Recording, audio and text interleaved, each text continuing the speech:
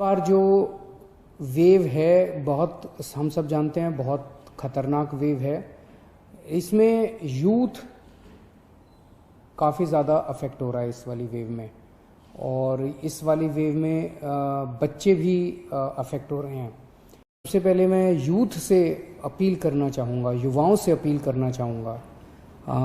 अभी हमारे पास जो डेटा पिछले 10-15 दिन का डेटा है वो ये दिखाता है कि 45 साल से कम उम्र के जो लोग जो कोरोना के पेशेंट्स अभी तक आए हैं उसमें 65% पेशेंट 45 साल से कम उम्र के हैं।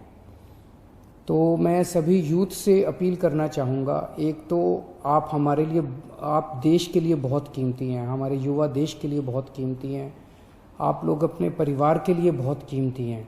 आपकी ज़िंदगी, आपका स्वास्थ्य, आपकी हेल्थ, आपकी सुरक्षा हम सब लोगों के लिए बेहद ज़रूरी है।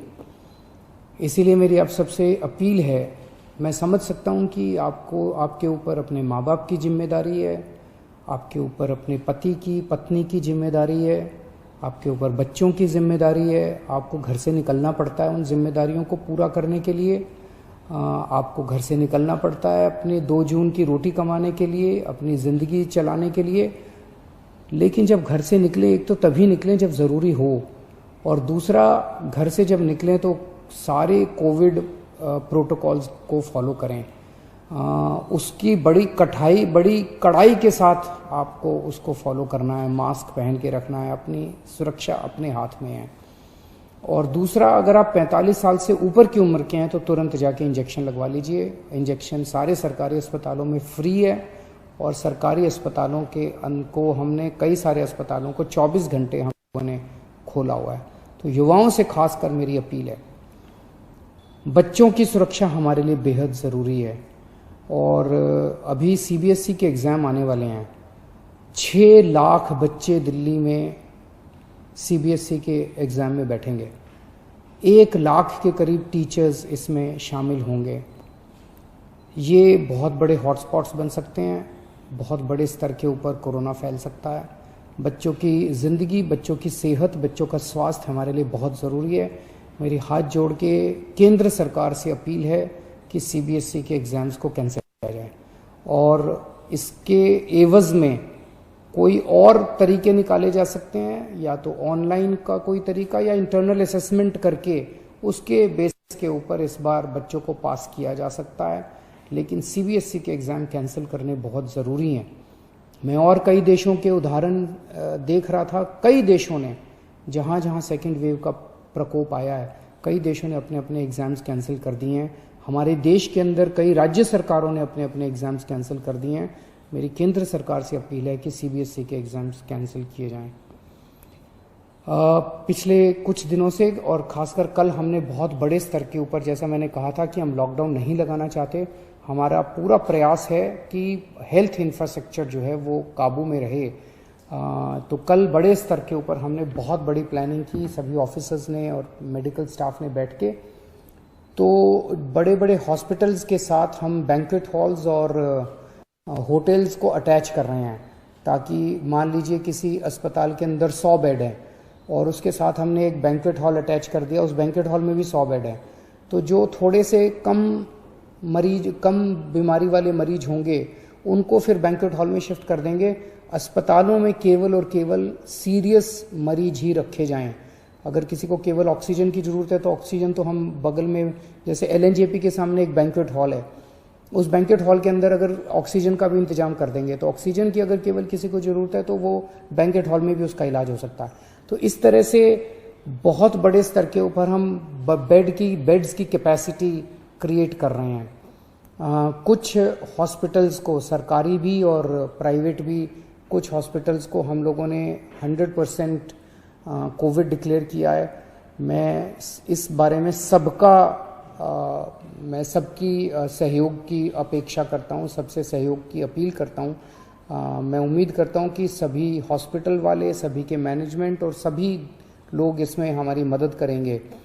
मैं समझ सकता हूँ कि जो दूसरी नॉन कोविड बीमारियाँ हैं, अभी भी दिल्ली में केवल ये 14 नहीं है, बहुत सारे हॉस्पिटल्स हैं, लेकिन दिल्ली में अगर किसी जो प्लान्ड सर्जरीज हैं अपनी, जैसे मान लीजिए किसी को नी रिप्लेसमेंट कराना है, किसी को, ये महीना 2 महीना 3 महीना डिले हो सकते हैं।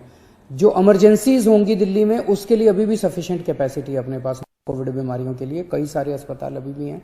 लेकिन जो प्लान्ड सर्जरीज हैं वो ज़्यादा होती हैं, इमरजेंसीज कम होती हैं, वो अब हम थोड़ा सा डिले कर लें। दूसरी चीज़, इस टाइम जैसा मैंने कहा कि सबसे इम्पॉर्टेंट हमारे लिए होगा कि हम अपनी अस्पताल की मैनेजमेंट को कितना कड़ाई के साथ हम इसको ठीक कर रख पाते हैं। अगर हमने हॉस्पिटल्स की और हेल्थ इंफ्रास्ट्रक्चर के मैनेजमेंट को ठीक कर लिया तो हम इस वेव को बहुत आसानी के से, बहुत अच्छे से हम इसको पार पाएंगे। तो हमने एक और एक्सरसाइज कल से शुरू की है कि एक एक पेशेंट जो हॉस्पिटल्स के अंदर हैं उनको ये देखा जा रहा है कि अगर ये हॉस्पिटल, डॉक्टर्स चेक कर रहे हैं, सभी डॉक्टर्स चेक कर रहे हैं कि अगर वो पेशेंट घर में ट्रीट हो सकता है तो उस पेशेंट से रिक्वेस्ट की जा रही है कि आप अस्पताल का बेड खाली कर दीजिए, आपका घर चले जाइए। घर पे हम घर पे जब आपको भेज रहे हैं तो अपना पल्ला नहीं झाड़ रहे, हाथ नहीं झाड़ रहे, हम घर के ऊपर अंदर, आप जब घर जाएंगे आपकी हम कांस्टेंट मॉनिटरिंग करेंगे, हमारे डॉक्टर्स आपको लगातार फ़ोन करते रहेंगे। आप जब घर जाएंगे आपको ऑक्सीमीटर देके भेजेंगे, अगर आपकी घर में बीमारी जरा सी भी गड़बड़ हो गई तो वापस आपको हॉस्पिटल ले आएंगे।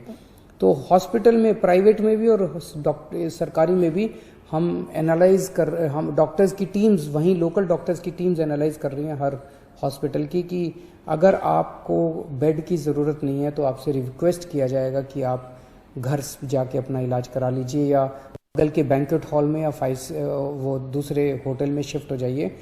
इसमें मेरी सबसे रिक्वेस्ट है कि आप डॉक्टर्स की सलाह के मुताबिक उनके साथ कोऑपरेट करें, उसमें ज़िद ना करें, बिकॉज हमें पूरी दिल्ली को संभालना है। हमारे लिए हर जान कीमती है, आपकी जान भी कीमती है, इनकी जान भी कीमती है, इनकी जान भी कीमती है, सबकी जान अपने को इस टाइम बचानी है, सबकी स्वास्थ्य की चिंता करनी है। एक दिल्ली के सभी लोगों से मेरी अपील है, पिछली बार जब कोरोना हुआ था आप सब लोगों ने बढ़ चढ़ के प्लाज्मा डोनेट किया था। पिछले 3-4 महीने कोरोना का प्रकोप कम हो गया था, लोगों ने प्लाज्मा डोनेट करना बंद कर दिया, प्लाज्मा की डिमांड भी बहुत कम हो गई। अभी स्टॉक में प्लाज्मा बहुत कम है और डेली प्लाज्मा की बहुत ज़्यादा डिमांड आ रही है।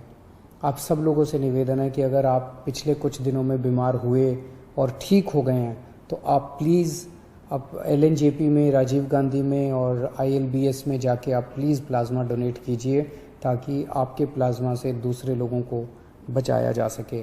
यही टाइम है जब हमें एक दूसरे की मदद करनी चाहिए। अपना स्वार्थ छोड़ के, चाहे पड़ोसी की मदद है, चाहे दिल्ली में किसी और की मदद है, चाहे देश में किसी की मदद है, हम सब लोग अगर मिल के एक परिवार की तरह, मैं बार बार कहता हूँ ना कि दिल्ली वाले हम सब एक परिवार हैं, अगर हम एक परिवार की तरह काम करेंगे तो हमने जैसे 3 वेव, पिछले 1 साल में 3 वेव का मुकाबला किया था, ये 4थी वेव का मुकाबला भी हम सक्सेसफुली कर लेंगे। नमस्कार।